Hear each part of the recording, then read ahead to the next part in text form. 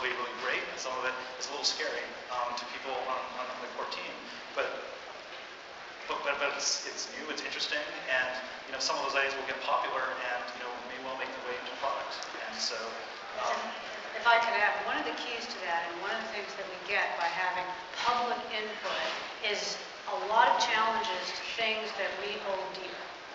And that's uncomfortable. Now, some of the things that we hold dear relate to our principles, or not adding things that look easy but are really unsafe. So, but some of them is just baggage. We're an old, like by web standards, 10 years old, been building browsers for 15 years. So we're old enough that we have some conservatism, and we have some ideas about our UI, and some things that probably don't make sense. But internally, it's really hard to challenge the sacred cows. And so by opening things up and getting input, we try to put it in a positive framework so we can see what's exciting about the new thing, but as a way to help ourselves crack away the layers that accrete in any organization that really is time, if you don't shed them, at least it's time to think about shedding them. And so that's part of how we break things. And we try to make it a little more positive than just saying, oh, that's an old idea, it should go, by inviting people with ideas or prototypes or code or examples to say, well, that should go because here's the exciting new world. And if you can get even a design or an image on a napkin or a prototype that says, wow, this is what's possible, then it's so much easier to shed the old skin. So when you're recruiting and hiring people, do you select for people who are very innovative? Is that one of the criteria that you're looking for when you're building your organization? Or does the culture shape people once they get there? Or both? I think it's a little bit of both. I think it's, I think we select for people that are, that have passion about something and that are also very flexible and open-minded about how to create things, as opposed to people who might be very rigid but really awesome but very inflexible. We tend to bias toward people that are much more open and flexible because we don't know where we're going, and it's and I think that's part of the excitement, and not everybody self-selects for that either. I want to drill down for just 1 minute. So is there something specific you do that someone in the audience or someone listening could do in their organization? When they went back home and said, okay, I want to learn something very specific from Mozilla if I want to make my organization more creative. Well, I'll tell you one thing we do select for in hiring is we ask, we'll pose a question and we'll say, like, how would you solve this problem? And this is especially at management level positions. How would you solve this problem?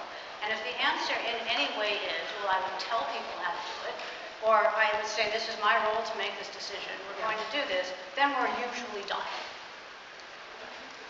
Right? Because especially when you need to lead not just your employees, but a volunteer community, and you're trying to encourage multiple ideas, I'm the director of X, and this is the way we're going to do things, doesn't work. Or my VP says, we're done. Right? Because you cannot lead a community like ours that way. So if you're actually interested in that kind of mass input that's a little bit uncontrolled, that's a killer. That's a hiring problem. So that's a big red flag. Okay, so then let's go to the other question about something very specific that you might do to encourage innovation in any other organization. Well, I think so. One of the things we do, and that I've seen, that I think's helped reinforce what Mitchell just said, is that we run like weekly design lunches. And everyone's welcome to participate. They're actually open to the public, so anybody here is welcome to participate in them as well. They're Thursdays at lunch. Good, I hope you're going to have a lot more this week. Sure, and anybody can come, and the idea is to provide a safe environment. Anyone can sort of present an idea and to say, here's what I'm thinking, or sketch a problem on a board, and to get input and feedback from a wide variety of people. And what it does is it encourages people to sort of release early and opt in their ideas, and to iterate and get a lot more feedback into the process. And it helps avoid sort of the more heads down, I'm just going to design and solve this problem end-to-end myself. It just sort of causes people to think and participate in that kind of environment. And then on the other side, it encourages other people to feel some investment and ownership of the idea because they've been able to participate in it as well. Right. It fosters more of a culture of collaboration and participation in the design process. Right. And I would say, first of all, figure out an area where you can stand to see some innovation. And I'm not being coy, right? Innovation can be scary, and it can be messy, and it can challenge. So figure out an area in which you can actually stand to have some innovation, and figure out an area where you and the organization can stand to give up some control. Because if it's an area that's so close to your business model and so scary that, you know, the needle that you're threading is very small, then you probably don't want an open innovation process, because you're going to get a lot of people who are going to feel frustrated, or they're going to have ideas that get rejected for reasons that you can't describe. So find an area where you can give up some control. Actually give up some control for a while in the design process. And some of the things that, like Chris described, are good ways to do that. But first of all, I think you really have to look hard. And are you willing to deal with the discomfort? Or are you going to try and start some, quote, innovative process and then step on it the minute someone has an idea that's uncomfortable? Because then you can't do it again. Well, you mentioned earlier in passing that there was a culture of tolerance for failure. Can you even give an example of something that was a big failure and how it was embraced as opposed to criticized? Or how people end up learning from it as opposed to, you know, pouncing on the people who had the failure? Well, maybe I'll start with half a failure. Okay. And that, we had a product before Firefox, actually. Most people don't know it or remember it. Technically, it was good. We were proud of it technically. As a consumer product, I guess you'd call it failure. Yeah. But we embraced that because we learned what we needed to know to build Firefox. Right? And so we learned the hard way that it has to be elegant, it has to be easy, we have to be brutal about making decisions. In our first product, every time we couldn't make a decision, A or B, we put both in and let the user decide. Load it, right? So it drives the focus on not doing that again. Maybe well, and also note that the lesson there too was, from a design standpoint, you know, design by committee doesn't work. Yep. And you can't make everybody happy.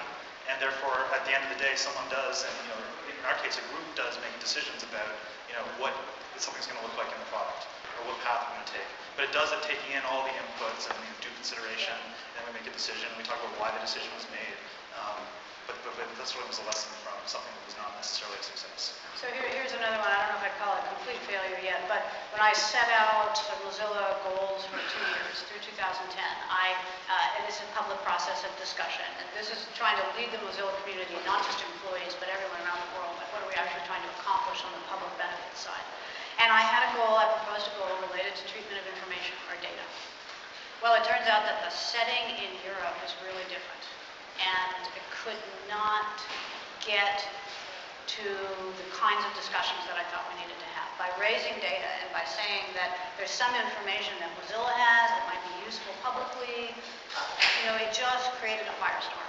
And I had to revise the goal, because Europe is a big part of Mozilla, and we couldn't get to a spot that people were comfortable. And so I felt like, yep, I failed in that point to understand what the Europeans' point of view is about data. I mean, we want to build a product. We recognize that the explosion in data is the basis for new richness in internet life. We don't want to close it off. It's got to be there, and it's going to be the source of things we can't even imagine now. At the same time, especially in Europe, the privacy and personal control issues are enormous. And so I believe we're the right place to be that bridge. How do we revel in this explosion of data and still have the people who are really concerned about privacy have some option and feel like there's some place they can go where they're not totally tracked and monetized, or they control it? And I have yet to be able to have that discussion happen in any positive way in the European Union. And so I'm not done yet. Yeah. But I have. But I love the fact that failure. I love the fact that the failure ends up being a way to learn something, because of course that's hope. Yeah, this is great. Terrific. So, competition. Does competition out there, is that a big motivator for innovation? Is that something that you think about, you know, especially as this article in the New York Times is pointing out, you know, Chrome out there with Google launching their new browser, you know, is that something that every day you wake up and think, okay, we've got a big threat, and how do we innovate out of this? Well, a couple different answers. No, I don't think we wake up every day. I mean, we started in a different kind of threat. We started when what we were doing was impossible. And so we wake up every day thinking about how do we make the web great, and what do we need to make the web great and to deliver it to people. And if we can do that, that's what we're aiming for, not beating Google. But on the does competition encourage innovation, I would say yes and no. What do you think? Yeah, I'd say I believe competition definitely forces, not forces, but helps foster innovation. I think, you know, look at the web in our own setting.